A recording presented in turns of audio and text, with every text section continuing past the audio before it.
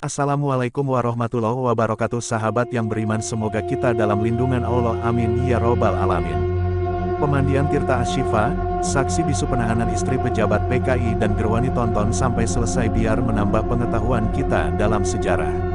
Tempat wisata pemandian air panas Tirta Asy-Syifa yang dulunya merupakan kamp Gerwani dan istri pejabat PKI, kini disulap menjadi wisata pemandian air panas. Tempat wisata pemandian air panas Tirta Asy-Syifa ternyata menyimpan sejumlah cerita terkait Partai Komunis Indonesia (PKI).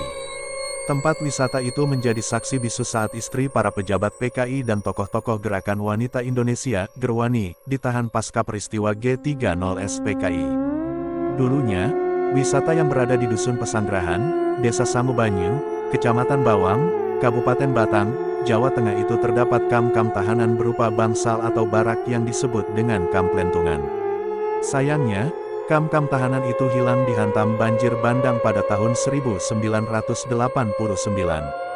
Sebelum, kamp Plentungan ini merupakan rumah sakit khusus bagi penderita kusta yang dibangun Belanda sekitar tahun 1870. Melansir solopos.com, bangunan rumah sakit memiliki luas 6 hektar yang dibagi dua bagian, yakni bagian depan seluas 4,4 hektar dipakai untuk lapas terbuka pemuda kelas IIB Plentungan Kendala. Kemudian, lahan di bagian belakang seluas 1,5 hektar kini dimanfaatkan sebagai tempat wisata pemandian air panas. Wisata pemandian air panas inilah lokasi eks-kamp Plentungan sebelumnya. Saat ini, lapas terbuka dan lokasi eks-kamp Plentungan terhubung dengan jembatan berpenyangga besi. Jembatan besi itu telah ada sejak rumah sakit khusus penyakit kusta ini dibangun. Kendati demikian, kondisi jembatan saat ini hanya berupa bambu tanpa pengaman di kanan-kiri. Sesepuh Desa Samubanyu, Suhut 83, mengatakan awal kedatangan para wanita sebagai tahanan politik itu pada tahun 1966 hingga 1967. Ia menyebut sekitar 1.000 wanita tercatat ada di kamp Plentungan Kendala. Baca, atas tragedi PKI yang menimpanya, pria asal Pati ini berharap pemerintah hapus stigma. Dulu kami gak bisa lewat jembatan atau masuk. Harus melipir lewat jalan lain.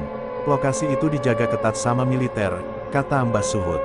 Mbah Suhut yang kala itu menjabat sebagai carik atau sekretaris desa menuturkan jika sekitaran kamp dikelilingi kawat berduri. Masyarakat hanya bisa melihat dari kejauhan kegiatan dalam kamp tersebut. Di dalam tahanan itu dikelompokkan kerjanya.